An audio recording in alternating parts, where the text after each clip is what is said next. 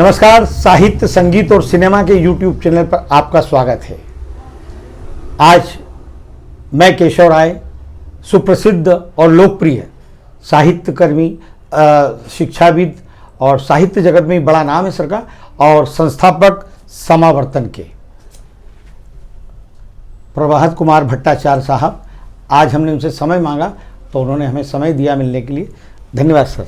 धन्यवाद सर, पहले तो बधाई हो आपको इस समावर्तन के लिए। निरंतर 12 वर्षों से निकल रही है और घर घर में लोकप्रिय है। धन्यवाद। ये आपकी लगन, मेहनत की आप निरंतर इसको निकाल रहे हैं।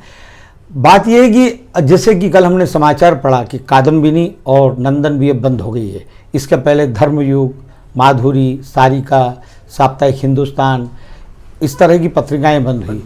तो और आज निरंतर आपकी समावर्तन चल रही है। बड़े बड़े संस्थान जो प्रतिष्ठित और बड़े बड़े व्यापारी हैं, उनके संस्थान की पत्रिकाएं बंद हो रही हैं। तो आने वाले दिनों में जैसे आपकी समावर्तन चल रही है, इसी प्रकार से इंडिया टुडे है और वीणा है और व्यंग यात्रा है और आहा जिंदगी है, ये तो अभी चल ही रही हैं। तो आगे आने वाले दिनों में क्या इन पर भी संकट आ सकता है इस तरह से? मैं दूसरों के बारे में कैसे बोल सकता हूँ जी, क्योंकि अगर किसी औद्योगिक घराने से संबंधित हैं वो, जी जी, तो उनके लिए कोई प्रॉब्लम नहीं है, कोई समस्या नहीं है जी। लेकिन औद्योगिक घराने से संबंधित नहीं है और कोई पूंजीपति उसके पीछे नहीं है जी, तो वो तो चला नहीं सकता है। जी, हम भी पूंजीपति नहीं है और औद्योगिक घराने में शिक्षक घराने का आदमी हूँ। जी, मेरा बड़ा बेटा अभिलाष भट्टाचार्य वो टेलीविज़न और सिनेमा जगत में है। उसने मुझे प्रेरित किया क्या जिद की कि मैं इसको फाइनेंस करूँगा, आप निकालिए, आपका सपना सार्थक हो, आप चरितार्थ हो। तो एक सपना जब जुनून बन जाता है तो बेटा भी समझने लगता है कि पिताजी की मदद करनी चाहिए जी। तो वो आगे आया जी। उसने संस्कृति प्रकाशन नाम की एक संस्था नींव डाली और मेरे कविता प्रभात के नाम से सप्तखंडीय का संग्रह निकाला जी। और उसके बाद कहा कि ये तो हो गया, अब पत्रिका हो। फिर उसके बाद मेरी पत्रिका शुरू हुई और 5 साल तक वो हमको फाइनेंस करता रहा। फिर उसकी दिक्कतें आई तो मैंने कहा कि बंद करते हैं हम पत्रिका। तब मेरा छोटा भाई आ गया, छोटा बेटा डॉक्टर अजय भट्टाचार्य, वो बिजनेसमैन है जी। और उसने कहा कि नहीं, दादा ने किया है अब तक तो मैं भी करूँगा। जी। मेरी बेटी कृष्णा बनर्जी जी। वो भी बोली कि नहीं पापा, बंद नहीं होने देंगे इसको। जी। और ये निरंतर चल रही है और एक भी अंक टूटा नहीं इसका। जी। आप आश्चर्य करेंगे, ये जब ये लॉकडाउन हुआ तो प्रेस बंद हो गया, जी। छपना बंद हो गया, लेकिन मैंने क्या किया था कि वेबसाइट खोल रही थी अपनी। जी। तो वेबसाइट पर हमने अपलोड किया इसको। जी। उस पीरियड में जबकि प्रिंटिंग प्रेस बंद था। क्या बात, क्या बात। 3 महीना। क्या बात। और जब प्रिंटिंग प्रेस खुल गया तो वो जो अपलोड किया था मैंने वेबसाइट पे, लोग वेबसाइट पे पढ़ रहे थे उसको। जी। उसको फिर से उन्होंने प्रिंट किया और वो प्रिंटेड फॉर्म में भी आ गया। जी। तो सितंबर अंक हमारा 150वां अंक है। जी। इस 150वें अंक में एक भी अंक टूटा नहीं है। जी। जी। समय पर निकला है। जी। जी। सिर्फ इसलिए कि शिक्षक घराने के 2 संतानें जो हैं वो ये हैं। और मैं तो फाइनेंशियली ऐसा नहीं हूँ जिससे कह सकूँ कि हाँ मैं अपने दम पे चला रहा हूँ, मैं नहीं चला सकता। ये पूरे साहित्य जगत में इस बात की चर्चा होती है कि प्रभात कुमार भट्टाचार्य साहब निरंतर पत्रिका निकाल रहे हैं, उस तरह इस स्तर की, मतलब तो जिस तरह से आपके बच्चों ने, अभिलाष जी ने, अजय जी ने इसको, आपके सपने को साकार किया और एक मन में इच्छा थी, और क्योंकि जीवन पर्यंत आपने साहित्य की सेवा की है, तो ये निरंतर जो चल रही, इसी प्रकार से ये जो बड़े बड़े संस्थानों की जो पत्रिकाएं बंद होती हैं, जो लोगों के दिल और दिमाग में बसी है, और वाचनालय तो खैर अब बंद हो गए, लेकिन उन्हें संस्कार देती है और वो उनको पढ़ पढ़ के जो बड़े होते हैं। तो क्या इस तरह की जो पत्रिकाएं जो बंद हो रही, केंद्र सरकार हिंदी के लिए बहुत काम करती है, राज्य और दूसरे जो व्यापारी हैं, और मैं तो ये कहूँगा कि आज जो कवि 8-8, 10-10 लाख रुपए लेते हैं, जैसे कुमार विश्वास 10 लाख रुपए लेते हैं, और बुद्धिजीवी जो कई आजकल अपने डिबेट देते हैं, स्पीकर बनकर लाखों रुपए कमाते हैं, तो जब इस तरह की पत्रिकाएं बंद होती हैं तो इन लोगों को क्यों नहीं ध्यान आता है कि ये पत्रिकाएं बंद नहीं होने देना है। जिस तरह से हमारी धरोहर का हम ध्यान रखते हैं कि कोई स्मारक हो, उसका कितना ध्यान रखा जाता है, तो ये भी हमारे लिए स्मारक ही हैं। तो इसके बारे में क्यों इतना लोग ध्यान नहीं दे रहे हैं? मेरा सोचना ऐसा है कि जो औद्योगिक घराने की पत्रिकाएं होती हैं जी, वो प्रॉफिट देख के चलती हैं, लाभ जी, लाभ मिल रहा है तो चलाएंगे, नहीं तो नहीं चलाएंगे जी। धर्मयुग का मुझे याद है, भारती में मेरे बहुत अच्छे मित्र, वरिष्ठ मित्र रहे हैं, 6 लाख तक पहुंची थी उन्होंने उसकी रीडरशिप, पाठक संख्या। वो पाठक संख्या गिरने लगी थी जी। अच्छा, हाँ, गिरने लगी थी। और भारती जी भी रिहाई मांगते थे क्योंकि तभी ठीक नहीं थे, हार्ट अटैक हो चुका था उनको। उन्होंने देखा कि दूसरे को रीडर बनाया तो एकदम से रीडरशिप गिर गई उसकी, विज्ञापन न बंद हो गया उनके, विज्ञापन नहीं आ रहे तो आमदनी बंद हो गई उनकी जी। तो उन्होंने सोचा कि क्या करेंगे निकाल के। साहित्य सेवा उनका उद्देश्य नहीं था, उनका उद्देश्य था लाभ कमाना, जो नहीं हुआ तो बंद हो गई। नहीं, ये संस्थान तो ऐसा भी सोचते हैं, मान लीजिए टाइम्स ऑफ इंडिया की बिल्डिंग वीटी स्टेशन पर है, उनका ये भी सोचना हो सकता है कि जितनी जगह एडिटोरियल, मार्केटिंग और धर्मयुग को दी, इसका अगर किराया देंगे तो लाखों रुपए आएगा, तो क्यों चलाएं पत्रिका।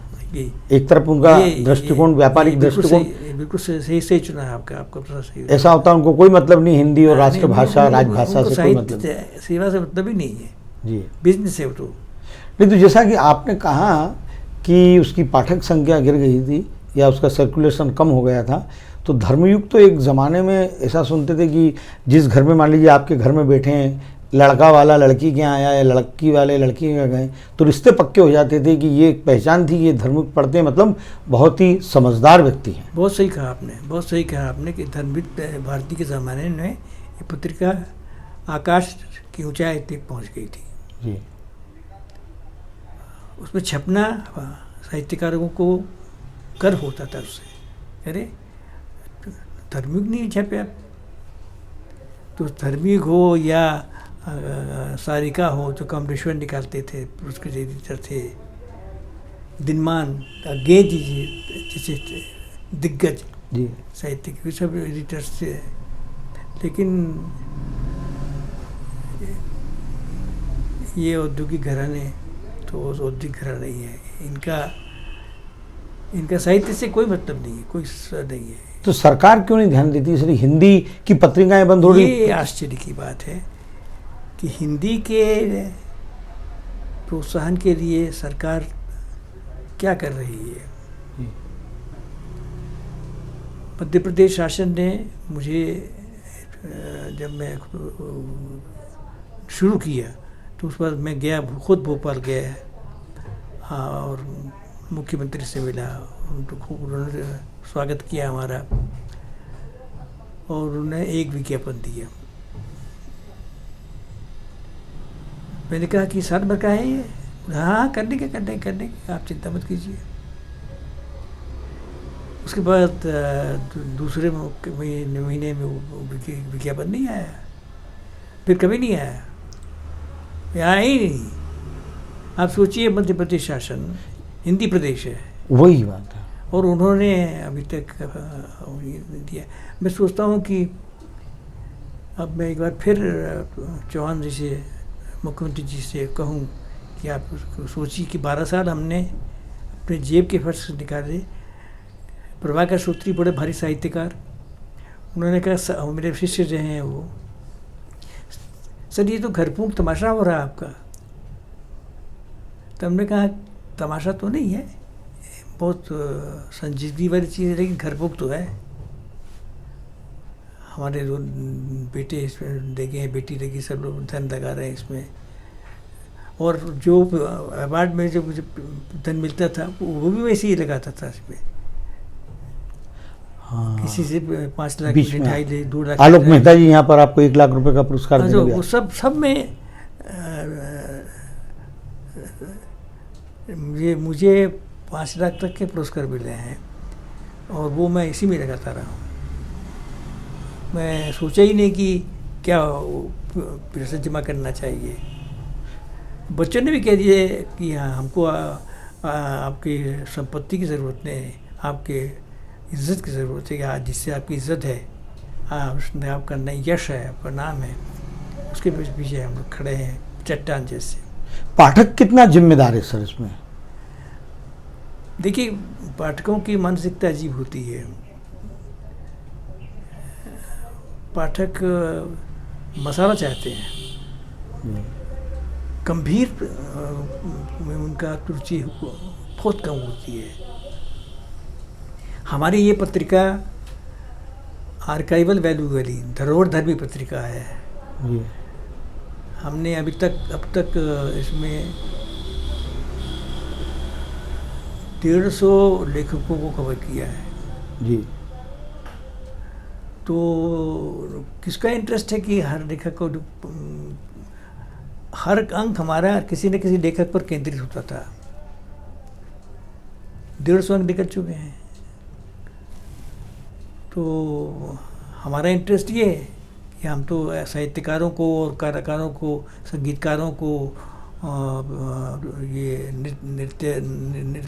नृत्यांगनाओं को और पेंटर को, इनको प्रमोट करेंगे। ये हमारा, इनकी धरोहर है हमारी। ये इस धरोहर की रक्षा करना हमारा धर्म है। पहले ही घोषणा मैंने की थी जब दिल्ली में इसका लोकार्पण, दिल्ली में जो लोकार्पण हुआ 15 अप्रैल 2008, कुंवर नारायण जी को हमने आमंत्रित किया था, किसी मिनिस्टर को नहीं आमंत्रित किया था। कुंवर नारायण बहुत बड़े कवि, ज्ञान प्राप्त, वो थे मुख्य अतिथि हमारे। और हमने पहले अंक में साहित्यकार अशोक वाजपेयी और रंगकर्मी कावड़म नारायण पणिक्कर को कवर किया था। उसका और लोकार्पण हुआ। लोकार्पण के समय इंडिया इंटरनेशनल में किया था। खचाखच भरा था, क्योंकि हमारे सब प्रेमी लोग थे। तो उस समय भी फुसफुसाहट चल रही थी कि पत्रिका चलेगी, 1-2 महीने 3 महीने चल जाएगी, फिर बंद करना पड़ा उनको। हमारे कानों में भी वो बात आ रही थी। हमको भी लग रहा था कि 1960 में कोशिश की थी मैंने मासिक पत्रिका निकालने की। तब मैं मात्र शिक्षक था और कुछ नहीं था मेरे पास। रंगकर में तो था ही, मैं साहित्य का तो था ही, लेकिन जैसे कोई पूंजी नहीं थी कि मैं शुरू कर सकूं। लेकिन फिर भी मैंने शुरू किया।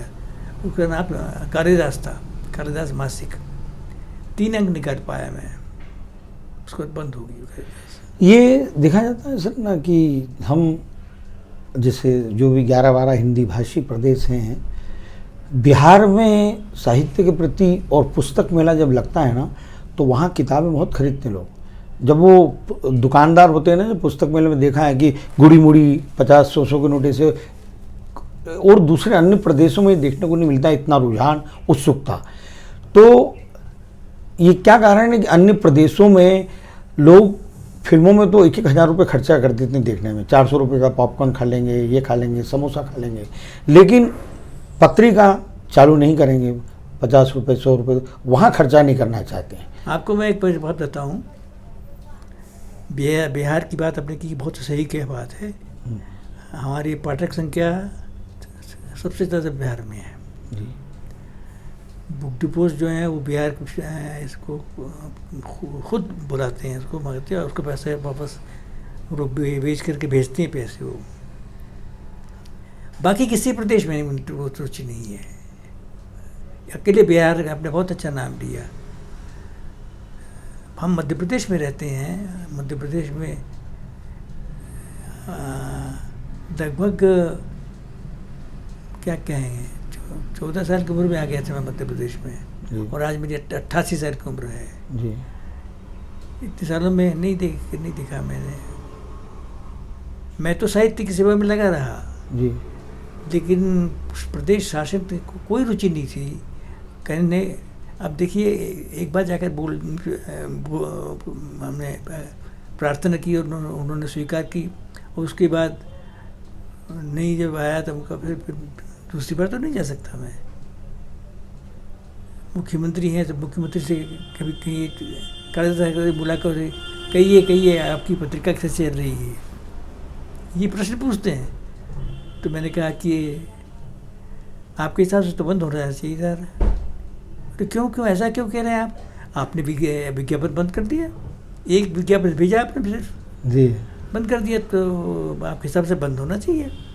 लेकिन शिक्षक घराना इज्जत वाला घराना होता है।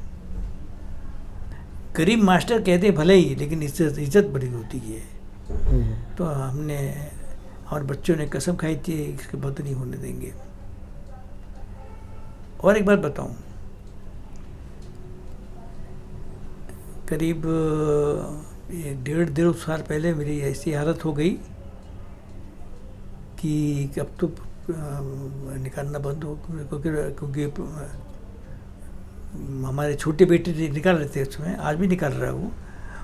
बिजनेस में घाटा आ गया उसको, बिजनेसमैन घाटा आ गया।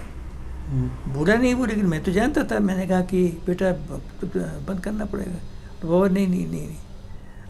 तो उस समय संतोष चौबे का आपने नाम सुना होगा।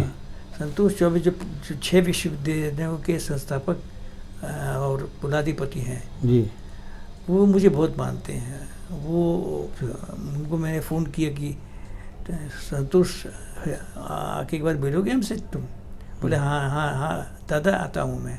आए वो मेरे घर आए, बैठे, पूरा सोना हार है उन्होंने। उठ के बोले अच्छा देखते हैं करके यहाँ खड़े होकर उन्होंने कहा, दादा मैं आपको वचन देता हूँ कि समवर्तन बंद नहीं होने दूंगा। क्या बात, वाह। और उन्होंने 50,000 के विज्ञापन शुरू कर दिए। वाह, क्या बात। और वो विज्ञापन जारी रहा। अब हाल में बंद हुआ उनका विज्ञापन जी। ये जो कोरोना कांड 6 विश्वविद्यालय चला देते, कैसे चलाते? विद्यार्थी नहीं कैसे चलाते? तो उन्होंने बहुत उनको अफसोस हुआ। लेकिन एक बात है सर, ये देखा है जो कोरोना काल 6 महीने से चला, निश्चित रूप से जो परिवार में हर वर्ग के सदस्य हैं उन्हें इन जैसी पत्रिकाओं ने ही शिक्षित, प्रेरित और समृद्ध किया है। सांसारिक रूप मतलब सांस्कृतिक रूप में, पारिवारिक रूप में, और जो अपनी सभ्यता, संस्कार, संस्कृति जो होती है ना, निश्चित रूप से ऐसी पत्रिकाओं ने किया है। तो कोरोना काल ने यह भी सिखाया है। तो अब हो सकता है शायद कि लोगों का ध्यान इस ओर जाए, क्योंकि ये हमारी जो धार्मिक पुस्तकें हैं ये भी आजकल कोई नहीं खरीदता है। किताबें, आज अगर किताबों की दुकानें हैं तो वो भी बंद हो रही हैं, किताबें की दुकान, वाचनालय हमारे बंद हो चुके हैं। तो नई पीढ़ी कहीं ना कहीं ये सोचे आकर कि इन पुस्तकों के साथ और भी दूसरी शिक्षाप्रद किताबें भी रखें और अपनी दुकानें भी चलें, और ये इसका शिक्षा का माध्यम समाज को देने वाला ये भी बंद ना हो। क्योंकि देखा है कई दुकानें भी बंद हो गई, इसकी वाचनालय तो बंद हो गए। तो आज क्या ई बुक्स ने, अगर हम ये माने कि ई बुक्स की वजह से असर पड़ा है इसको, तो विदेशों में तो किंडल और कितना चल रहा है पहले से, उसके बावजूद भी वहाँ पर उपन्यास करोड़ों की प्रतियां बिकती हैं वहाँ पर। इतने विदेशों में नहीं, हिंदुस्तान में जी, भारत में जी, जितने दक्षिण के प्रदेश हैं जी, उसमें आप आश्चर्य करेंगे, केरल में मेरा बड़ा बेटा गया तो उसने आकर मुझे बोला कि बाबा ऑटो रिक्शा वाला महाकवि कुरूप करल के मलयाली कवि जिनको ज्ञानपीठ में गया, वो सुन रहा था, ऑटो रिक्शा चलाते हुए सुन रहा था। जब इन प्रदेशों में और बंगाल, असम ऐसे प्रदेशों में जब किताब छपती है किसी बड़े राइटर की, स्थापित राइटर की, तो दुकानों में क्यों लगता है? क्यों? ये साउथ में? साउथ और ईस्ट भी। अच्छा, यहाँ नहीं है? बंगाल में भी। अच्छा। बिहार नहीं। जी जी। हिंदी में नहीं। हिंदी में तो पढ़ता ही नहीं कोई। क्या होगा सर, क्या हिंदी फिर क्या लुप्त हो जाएगी आगे चल के? एक चीज़ है, मैं ये प्रश्न उठाना जा रहा हूँ समावर्तन में जी, कि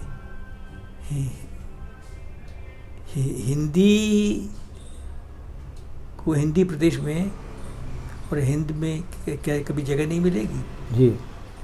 इसको राष्ट्रभाषा का दर्जा नहीं मिला अभी तक। जी। भले ही संविधान में लिखा हो कि राष्ट्रभाषा, लेकिन राजभाषा लिखा संविधान में, राजभाषा। तो इसलिए दुख की बात है ना ये।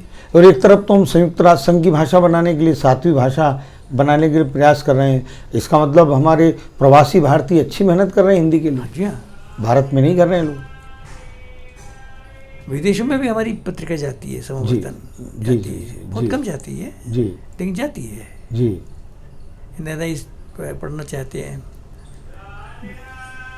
अगर मैं कभी दौरा करूं विदेश का, अमेरिका, यूरोप का दौरा, तो उसकी पाठक संख्या बढ़ा सकता हूं।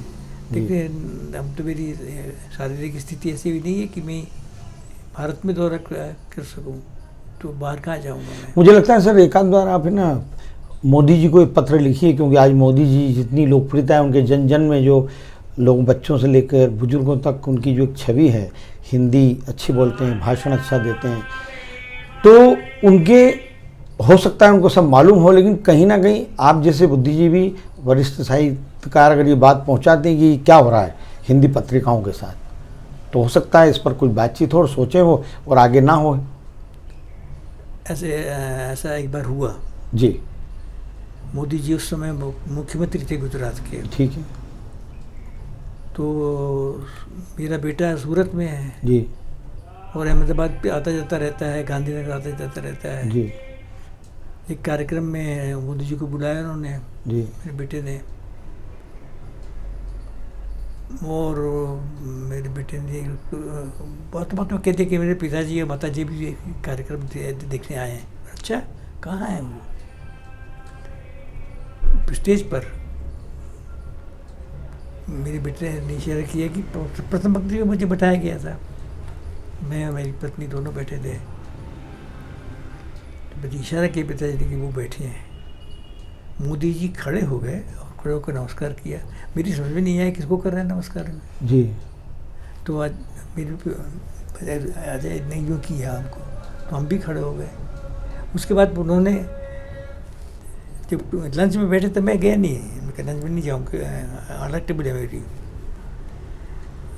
उन्होंने आवाज़ लगवाई पूरे परिसर में कि डॉक्टर अजय भट्टाचार्य के पिताजी जहाँ भी हों वो यहाँ के मिले। मैं आश्चर्यचकित हो कि एक मुख्यमंत्री इतना कि शिक्षक को मान दे रहा है। मैं पहुँचा उनके पास, मेरी पत्नी भी थी। कह रहा है कि आप तो बड़ा काम कर रहे हैं। हमने कहा कि जी हाँ, कर तो रहा हूँ, काम बड़ा तो मानता हूँ मैं, हिंदी की सेवा करना बड़ा काम तो है। तो बोले कि आपका राजनीतिक दृष्टिकोण क्या है? हमने कहा कि राजनीतिक दृष्टिकोण हमारा जो भी हो उसका समवर्तन से कोई संबंध नहीं। समवर्तन निरपेक्ष है, उसका कोई। बोले ये बहुत अच्छी बात आपने की, क्या राजनीति से संबंध नहीं है। हमने कहा लेकिन एक चीज़ से संबंध है, हमको विज्ञापन चाहिए। जी। विज्ञापन अगर हमको नहीं मिलेगा तो हम कहाँ से पत्रिका चलाएंगे। तो अभी जो रिसेंटली निकले हैं ये इसको देखिए, गुजरात के कितने विज्ञापन हैं, 8 विज्ञापन है गुजरात ओह अच्छा, क्या बात, अच्छा ओह, गुजरात के 8 विज्ञापन है। तो ये किसकी वजह से? मोदी जी की वजह से? हाँ, क्या उन्होंने इशारा कर दिया होगा वो वहाँ से। तो ये 12 साल बाद अब हुआ, इसके पहले अभी हुआ है, ये कुछ महीने पहले। क्या बात, ये देखिए। हमारे बेटे ने जज ने उनसे मुलाकात भी नहीं की थी इसके लिए कि नहीं, बोले बाबा को उन्होंने खुद बुला के क्या किया था, तो हमको उनके पास मांगने जाए कि आप दीजिए हमको विज्ञापन। ये सर, ये अभी समय बदला है कि मतलब ये कह सकते हैं 20-25 साल के अंदर। उसके पहले कोई साहित्यकार ना तो विज्ञापन की बात करता था, है ना, क्योंकि ये इस मामले में देखिए जाए जो भी पत्रिका या अखबार निकलता है उसका जो 4 मुख्य बिंदु होते हैं जिस पर वो पूरा निर्भर करता है कि एडिटोरियल हुआ, उसका प्रिंटिंग हुआ, फिर उसका डिस्ट्रीब्यूशन हुआ, फिर मार्केटिंग हुई। तो जैसे आप जैसे वरिष्ठ और शिक्षाविद, हो सकता है मार्केटिंग और डिस्ट्रीब्यूशन में कहीं इतना फैलाव नहीं हो पाता होगा, क्योंकि टीम चाहिए उसके लिए। बिल्कुल नहीं होता, हमें अब आता ही नहीं आती। वो हमारा बिजनेसमैन है, वो देखता है जी, मैं समझता ही नहीं उसके बारे में। तो ये चारों पक्ष जब तक मतलब वो नहीं हो, सशक्त नहीं हो, उसके बाद ही आप आगे सक्सेस हो सकते हैं इन पत्रिकाओं में। लेकिन आप कहीं ना कहीं अपनी विद्वता इतनी होने के बाद भी कहीं ना कहीं ये बात रख देते हैं कि विज्ञापन आप देंगे तो चलेगी, क्योंकि आप तो देश और समाज हित में काम कर रहे हैं। अभी जो आपने कहा ना, मुझे लगता है कि मोदी जी से बात करनी चाहिए, करना चाहिए सभी, उनसे बात करें कि हिंदी के उन्नयन के लिए जी कुछ कार्यक्रम आप चलाइए। और उसमें एक कार्यक्रम ये है, जो पत्रिका अब तक निकल रही है बिना सरकार केंद्रीय सहायता के, उसको आप मदद पहुंचाइए ताकि मैं तो कहता हूं सर, जो बंद हो गई उनको भी चालू करना चाहिए, क्योंकि जिस तरह से हम, वही मैंने बताया, स्मारक हमारी जो। एक बात बताऊं जी, माफ़ कीजिए टोक रहा हूँ बीच में मैं। टाइम्स ऑफ इंडिया को कोई कंसर्न ही नहीं है जी हिंदी पत्रिकाओं से। वो तो नवभारत टाइम्स भी बंद करने वाले थे बीच में। रणवीर भारती ने जब इच्छा जाहिर की कि अब तो छोड़ना चाहता हूँ, तो उन्होंने संपादक नाम दे दिया दूसरा संपादक का।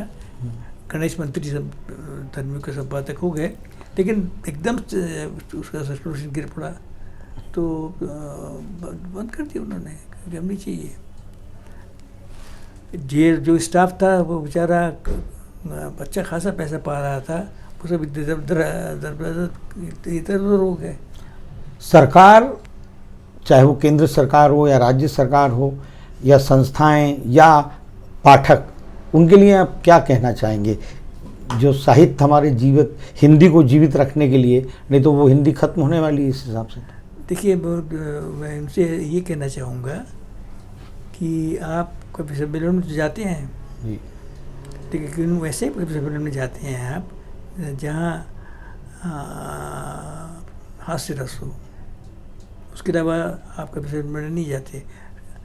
जो नीरज जैसे कभी हुआ करते थे, उन लोग धीरे धीरे बंद हो गया, क्योंकि ये लोग गंभीर कवि थे। किसी तरह से अगर पाठकों की, दर्शकों की, पाठकों की रुचि बदल जाए कि वो गंभीर की तरफ मुखातिब हों, इसके लिए कुछ करना चाहिए हम लोगों को।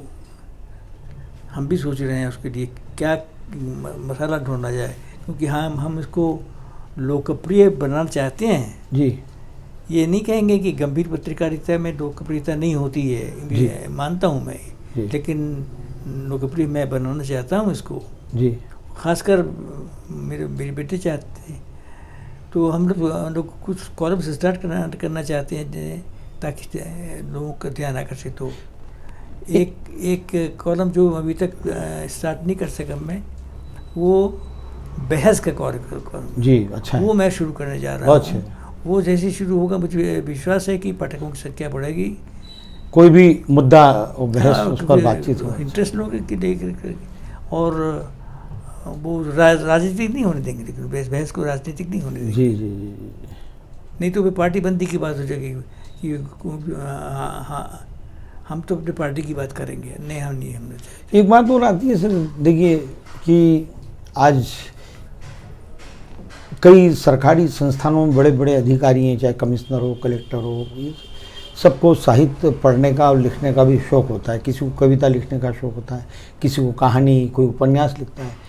तो जब इस तरह की पत्रिकाएं निकलती हैं तो क्या आर्थिक सहयोग वो नहीं करते हैं? उनको पहल करना चाहिए। उनको करते हैं, कुछ करते हैं, कुछ करते हैं। मैं जैसे मैं बताऊं,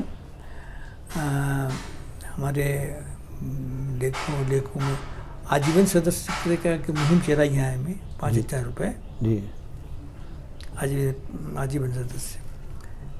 तो आजीवन सदस्य हमारे पास 100 के लगभग हो गए हैं।